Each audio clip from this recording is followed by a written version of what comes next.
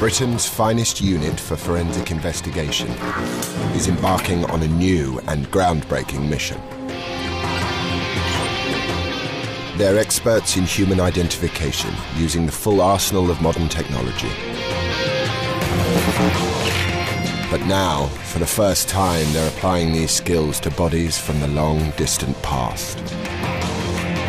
It's very exciting for us to be able to take the skills that we use on a daily basis and apply them to look at historical skeletons to see just how far we can go. Forensic anthropology, facial reconstruction, and painstaking research will open new windows on history as dramatic personal stories emerge from long forgotten bones. Historical research is allowing me to investigate people's experiences at different times throughout history. He certainly had a nasty crack to the top of his head. That must have been so painful. So we've got the face, the facial reconstruction, and we've added some textures.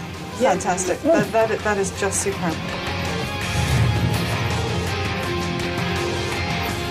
This time, the cold case team is heading back into a dark corner of the 19th century, when corpses were turned into trophies and children were sold by the inch. This just really horrible. Yes. Their subject, the strange mummified skeleton of a child. Its brain has been removed, its blood vessels filled with wax. A child who deserved a better fate. Can they give him back a home, a face, a name? This is History Cold Case.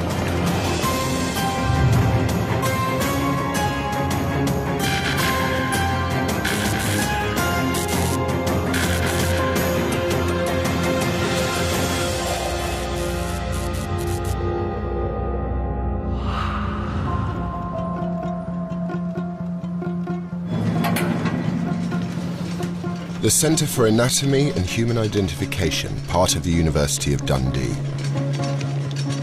The forensic unit is about to take on a challenging new case surrounding an extraordinary set of human remains, the mummified skeleton of a child. Its identity is a mystery. For Professor Sue Black, leader of the cold case team, this is much more than just a set of bones. It's the start of the story. With her colleague, Dr. Xanthi Malik, she begins with the first observation of the body. Boy to look at.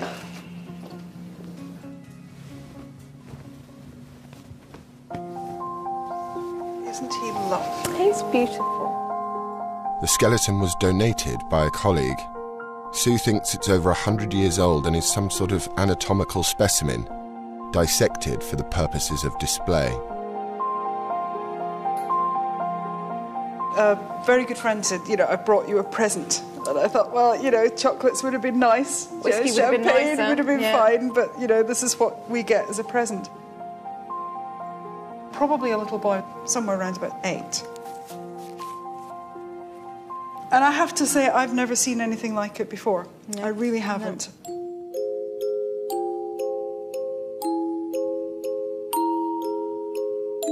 To transform the body, the top half of the skull has been sawn off and the chest prized open to remove internal organs.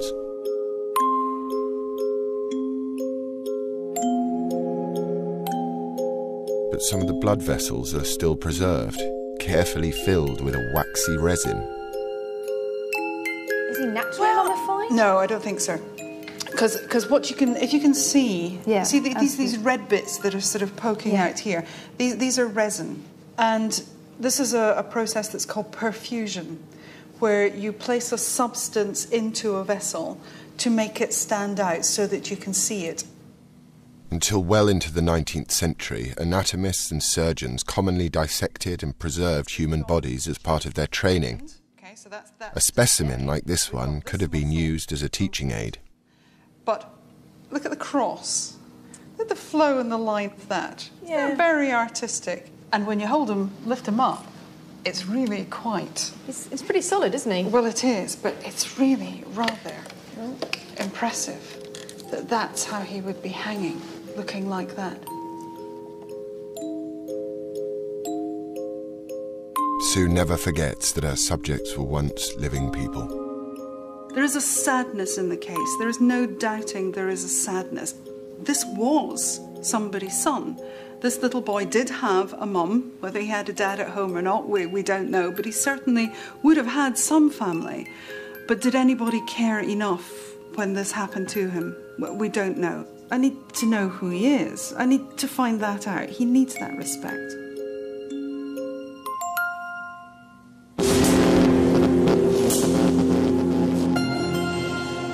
The initial examination confirms only the basic facts. He's a boy, probably around 8 years old.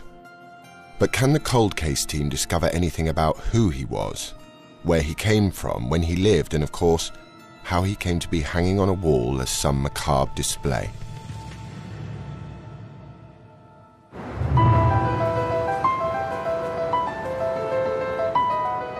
Sue calls the first briefing.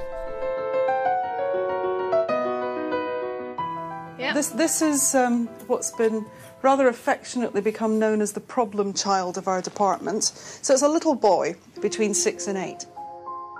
Dr. Wolfram Meyer-Augenstein will hunt for chemical signatures in the boy's bones which could reveal information about where he lived and what kind of life he had. Dr. Caroline Wilkinson will perform the important task of giving the boy back his face. Is there enough face there for you to do something with? Yeah. Yeah?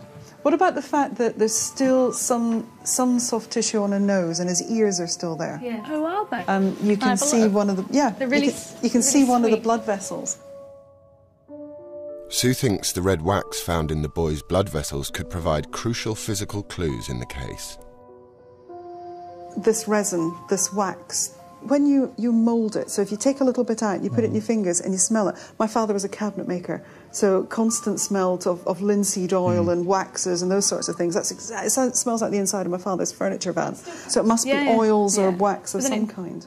Xanthi's task is to get out on the road, to gather evidence from historical records and experts in other fields, starting with the history of anatomy. But where do you get a 7-year-old, 8-year-old boy from?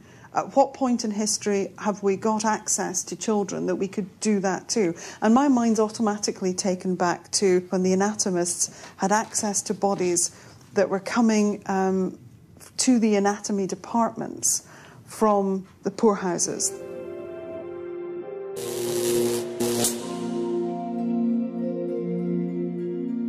Bizarre as it seems to us today, Sue knows that the display of human bodies was once considered perfectly acceptable.